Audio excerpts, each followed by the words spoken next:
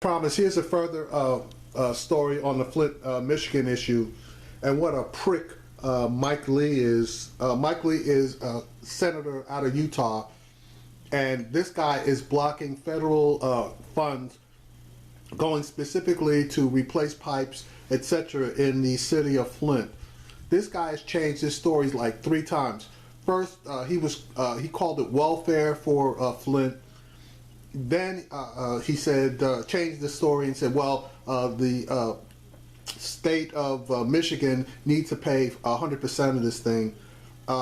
People have basically been, contacting him sporadically, questioning him. So now Roland Martin's going to get all over him.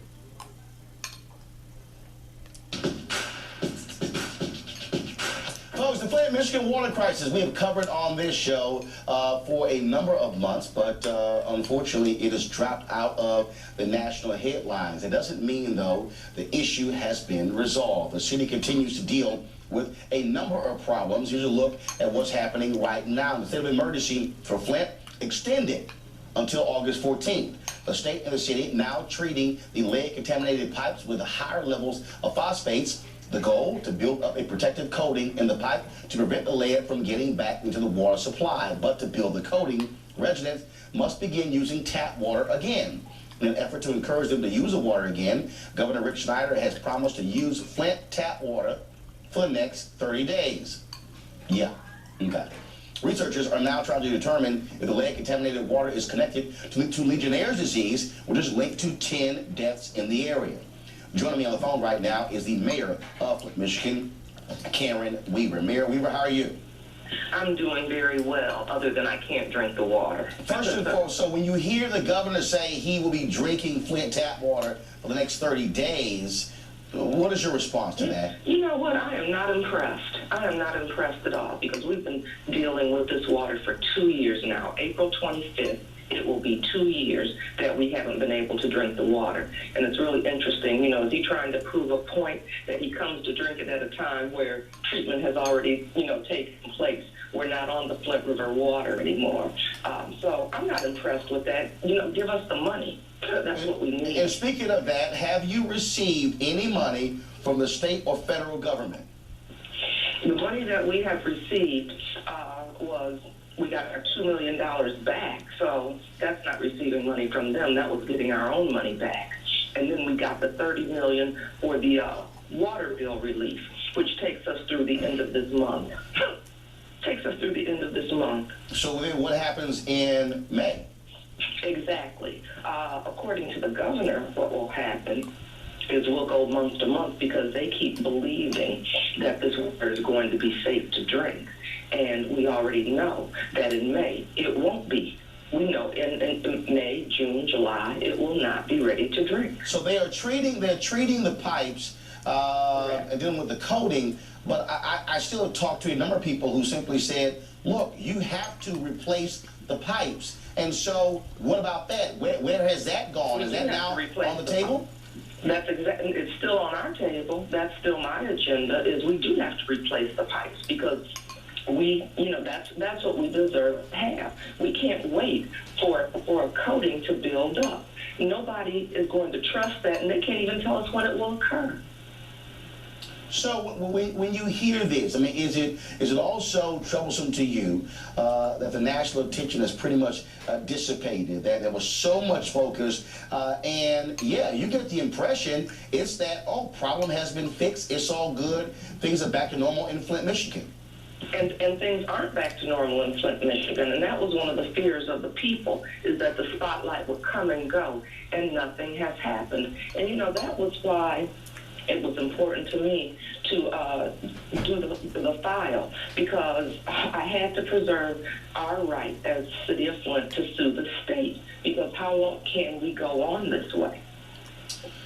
So when we talk about what next steps, what do you want the general public to be doing as it relates to this ongoing crisis in Flint? Well, do you mean the general public in Flint or nationwide? Nationwide. Nationwide, I want just what we're doing right now, Roland. We've got to keep this story out there. We cannot let this story go away. We cannot let this governor and the state off the hook. So helping us keep this story alive and well, because what happened in Flint could happen anywhere. And so, what about the whole issue of there are a lot of people who obviously were contributing water, they were sending stuff. Do you still need more of that, as opposed to, again, the governor saying he'll be drinking the tap water? You know, it's a shame to say that we still have to pass out bottled water, but I think we're going to be in this situation until we get all of these pipes fixed. So people are continuing to send water. They're continuing to send filters. They've been continuing to send the body wipes, the hand sanitizers, those kinds of things to help us in this situation. So the outreach and the outpouring from across the country has still been there as far as getting us those kinds of things. It's funny that the people are still sending bottled water and all the items that you mentioned, but where the hell are the goddamn politicians? As soon as the cameras left Flint, the politicians basically disappeared as well. And the governor he's doing a Tennessee two-step and not doing what he claimed he was going to do, which was accept responsibility and do something about it. He's not doing a goddamn thing. You talked about the issue, and I want to go to here. This is a story in the Detroit News. Shelley, pull up my iPad, please. This headline says, Flint aid fight escalates as federal funding stalls. And so let's talk about that. What do you need from the federal government? What do you need folks doing there? You know what? We need them pushing this issue, because one of the things we've always talked about is while we know the state is most responsible for the situation we've gotten in, that the federal government played a role too. And we talked about needing funds at the state and the federal level. And the bad thing is they've gotten into finger pointing, and in the meantime, we still haven't gotten the resources that we deserve to have. And so what we have here is, folks, to all people who are listening, Republican Senator Mike Lee from Utah. He is blocking, according to the Detroit News, he is blocking up to $220 million in federal aid for Flint to remove lead leaching pipes and pay for long-term health care. Lee says that Snyder and the Republican-controlled legislature should tap the state's $565 million rainy day fund to pay for Flint's needs and not the federal government. Now, let me say this. Republicans ain't shit. Republicans are not shit. If you remember the name Mike Lee, he was one of the Republicans along with that asshole Ted Cruz that were holding up aid for the Superstorm Sandy victims in New Jersey, which the governor of New Jersey is another Republican, Chris Christie. Now, obviously, New Jersey had nothing to do with Superstorm Sandy. That was a natural disaster. But those Republicans were the ones who were holding up aid, and it damn near created it did create a major rift between the Republicans outside of the Eastern Corridor and the Republicans inside of the Eastern Corridor, and in particular Peter King, a House of Representative Republican, went on national TV and he blew the fuck out of Ted Cruz and Mike Lee. Well, here Ted Cruz was originally one of the guys that was holding up the funding for the Flint River people, but because he's running for the presidency, he had to quickly get off that bandwagon. But who's left? That asshole fucking Mike Lee out of Utah, and he is just as big a prick as Ted Cruz. Well, you know what? That's where I disagree. I agree that, yeah, Snyder should. We should get some of that money out of the rainy day fund. It's raining here in Flint. But because he doesn't do the right thing doesn't mean everyone should not do the right thing. And that's the problem that we're having is, well, they haven't paid their share, so we're not going to pay our share. And nobody's helping the people of Flint when you look at it that way. So with Utah Senator Mike Lee doing that, I would also assume that you would love for people to make phone calls to his office and say, exactly, free up that money for Flint. Exactly. And the people of Utah ought to be very leery that what if this happens there?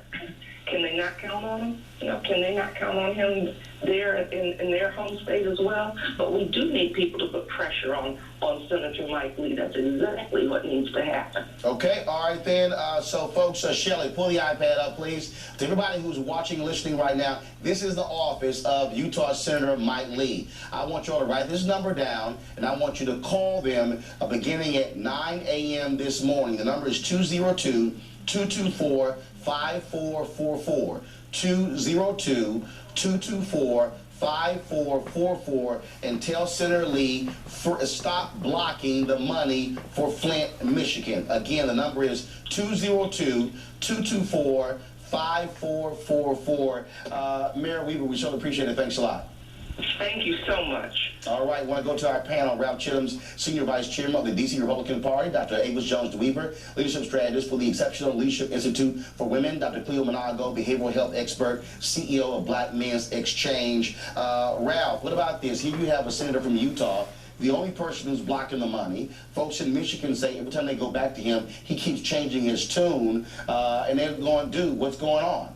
Well, I think the first phone call that should be made should be made to the governor's office, telling the governor to get up off the money from the rainy day fund. Now, and then after that call is made, then you contact the congressman from Utah. Why can't you do both? Well, I said do that and then do the second one. But the first call should be made to the governor of the state who is holding back the money from his own people. Then after that call is made, then you call the congressman from Utah. Avis, one of the reasons why I believe that you still call, you could still do both, and you call Lee is because it was a regional EPA who refused to intercede, who refused to step in. So this is a state problem and a federal problem. Absolutely. In essence, there is blood on both hands here. And when one part of our government fails, that's the role of the federal government to step in and to make sure that the rights of citizens and the health and the lives of our citizens are protected. This is much more than some sort of budgetary matter where you're looking at dollars and cents. This is about people's lives. People have died. Children will be suffering brain damage for the rest of their lives. Somebody needs to step up, and he needs to stop blocking what absolutely needs to happen. Now, I did videos where they had the open door House of Representative hearings on the Flint water crisis. And if any of you saw it, or if you didn't, I'll just tell you what happened. The Democrats were all over Snyder and all the state government representatives, and the Republicans were all over the EPA. And I mean, they rained hellfire down on the head of the EPA. So just based on that alone, they were trying to lay this off and blame the Obama administration for the failure to act in the Flint water crisis. Well, if that was in fact the case, then why the hell is Mike Lee holding up the money if they wanted to blame the EPA for it? That would make this a federal issue, and they should free up the funds. But I guess Mike Lee must have missed that particular hearing, which he did, as a matter of fact. He wasn't in the hearing, but he must not have gotten the notes regarding it. I think Governor Snyder should be made to wear body cameras to see if he's drinking that water. If people can watch and see if that's really going to happen, because I don't believe he's going to drink that water. And it's ridiculous not to change the pipes. I mean, pipes that have been in place for years have residue on many, many layers. So you can't just put something inside the pipes to block the poison. It's going to still be there. Yeah. And the liquid's going to dissolve whatever's on the surface. So it's ridiculous. But I want to see people make him call his bluff and see if he's really going to drink that water. All right, then I got to go to a break right now.